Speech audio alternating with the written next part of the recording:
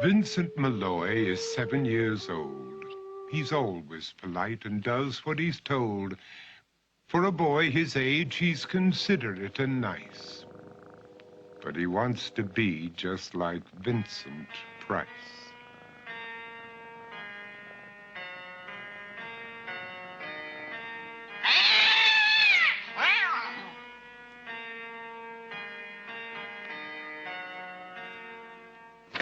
He doesn't mind living with his sister, dog, and cats, though he'd rather share a home with spiders and bats.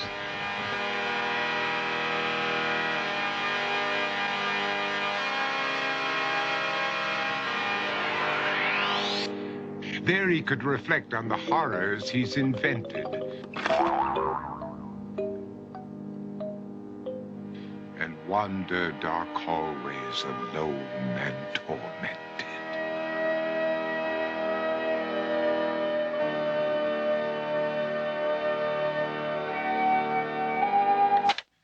Vincent is nice when his aunt comes to see him, but imagines dipping her in wax for his wax museum.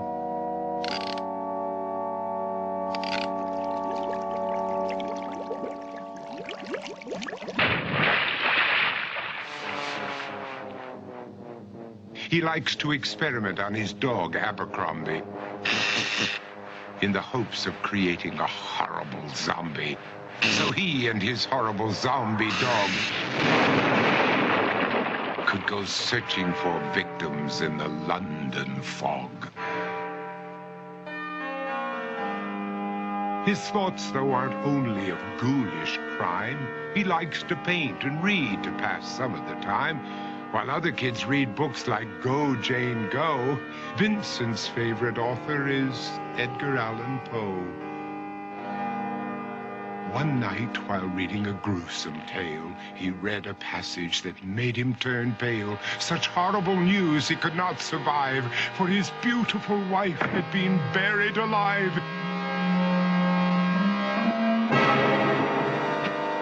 He dug out her grave to make sure she was dead, unaware that her grave was his mother's flower bed.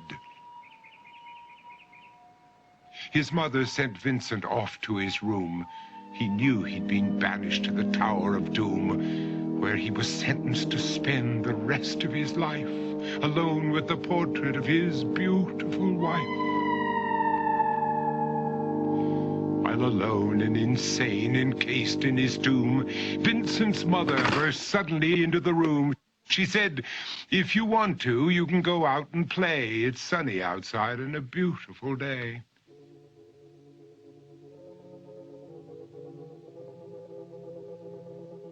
Vincent tried to talk, but he just couldn't speak.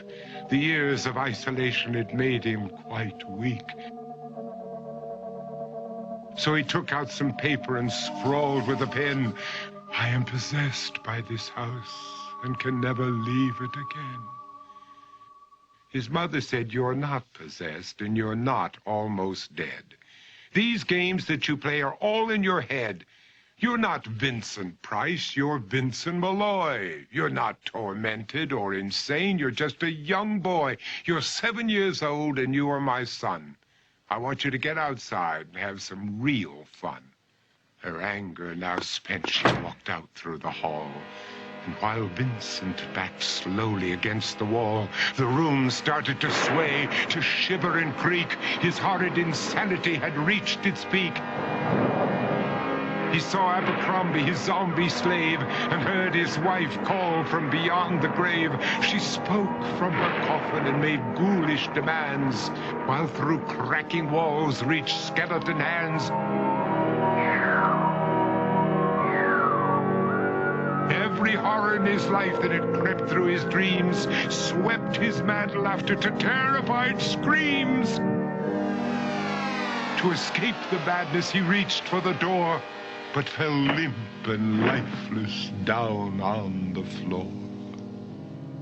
His voice was soft and very slow as he quoted The Raven from Edgar Allan Poe. "And my soul from out that shadow that lies floating on the floor shall be lifted nevermore.